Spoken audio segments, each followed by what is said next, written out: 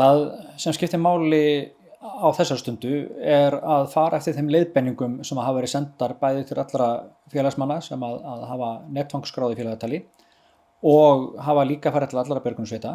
Við erum með skilgreind verkefni samkvæmt viðbragðsáætlun og þau eru verndun og gæsla og þau eru sjúkraflutningar og fleira. En fyrst og fremst þá þurfum við bara að kynna okkur viðbragðsáætlanirnar, kunna verkferlana, björgunarsveitir þurfa síðan að skipuleggja sig sjálfar og af því sem ég hef séð þá hef ég engar áhyggjur af því að björgunarsveitir komi vanbúnar til verks því að björgunarsveitir eru búin að lyfta grettistæki og komi með alveg óbúslega snjallar og skemmtilega lausnir.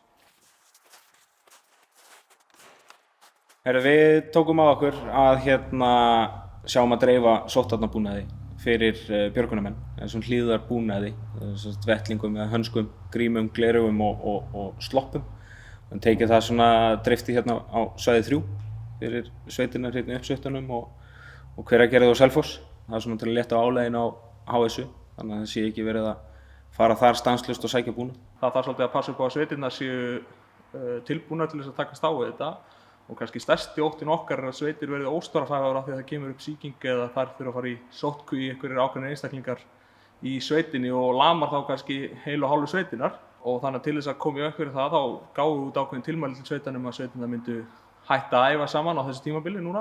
Já, við hvart einingarnar að skipta sér upp og einingarnar séu með vaktir hreinlega eða hópa og eins og hefur gert bæði í Hveragerði og Selfossi þá er sveitirnar bara með 2 hópa. Byrjum í síðustu viku að skipta út útkallshópnum okkar.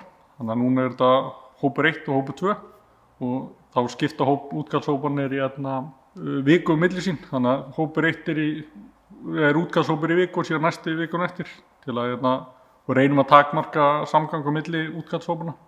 Þannig að ef það greinist smiti eða eitthvað þarf í sóttkví þá dettur bara út að mestalagi bara helmingurinn sveitin. Við svona sett alls konar reglur og erum bara alltaf að endurskoða þar á hverjum degi.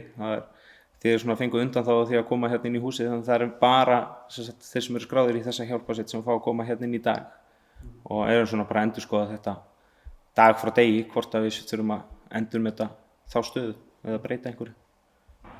Þannig en ég held sé líka mjög hollt fyrir sveitirnar af því þetta hvetur sveitirnar svolítið til þess að skoða sig inn á við og átt að sjá því hvað er mikið af tengslum og hverjir að vinna hverjir hafa marga hatta í viðbragðsaðilageiranum og svoleiðis. Þannig að þetta er bara svolítið átt að sjá því hvað þarf í raun og veru lítið til þess að taka eina sveitur umferð. Áður við fengum búnaðinn uppi þá kannski hugsaðum við okkur tvisvar þetta var að byrja, hvað við værum að fara að gera og hvort við værum bara að sækja bíl upp á Lyngdalsheiði og aldrei að tala við fólki heldur bara að segja maður býðin í bílinn. Við erum allan að þá svona aðeins öruggari með okkur að vera bara við sjálfir og tala við fólk. Því að það skiptir líka máli að tala við fólk. Síðan erum við núna að útfæra hvernig við getum skipt bílunum okkur upp. Þannig að vera ökumannsrými og síðan farþegarými. Við erum að finna lausn til að sé ekki hægt að smitast á milli. Svo erum við bara að sjá til hvort að verkefnin komi og hvort við þurfum að nota annan búnað sem vonandi verður ekki.